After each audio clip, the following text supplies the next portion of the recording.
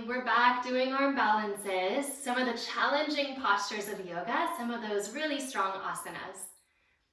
So right now, we will be looking at one of the really interesting arm balances because rather than curling forward into your body the way that you would do for your crow pose, your twisting crow pose, your ashtavakrasana, even your ekapada kundinyasanas, which we talked about at another video.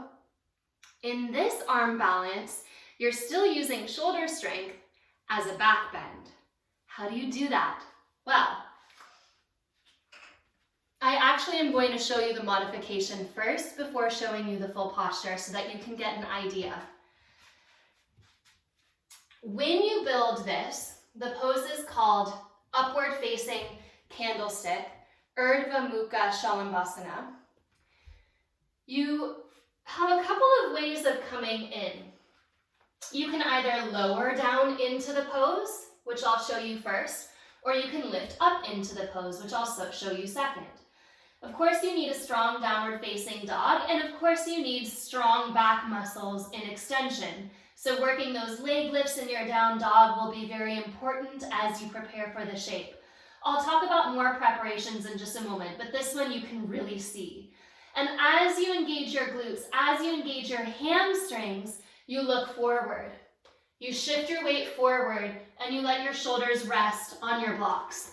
Now, like your candlestick or your shoulder stand, can you see how this is the direct opposite of that shape? Your legs lift all the way up, they squeeze together, you're in a deep back bend. And when you lower down, you bring your knees to the ground and you would rest right away in a child's pose or maybe even sitting upright. If your body's not ready for such a deep rounding, taking a seated Vajrasana on its way to resting. So that was lowering into the shape. I'll show you lifting into the shape. Again, I'll be modifying on the blocks. This is the best modification for this pose. You really need those shoulders supported. So if you don't have the strength yet to do this without the blocks, which many of us don't because it's so deep and there's a little bit of movement toward internal rotation, well, you just put yourself up on those blocks so that you're supported, okay? Coming from the ground up,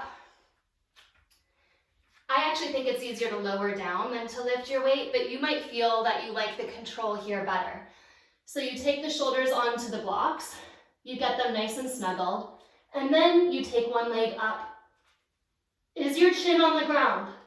Now at first it will be, but eventually you actually want to lift your chin off the ground so that your chin is lifting up and forward. Can you see how deep the neck has to be in extension to get the chin to pick up and forward off of the blocks?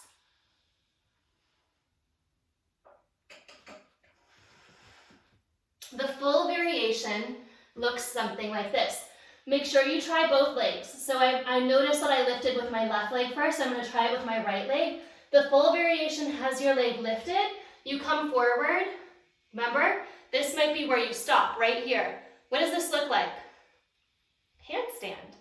So handstand might be one of the ways that you offer a modification. Crazy, but it is a modification, right?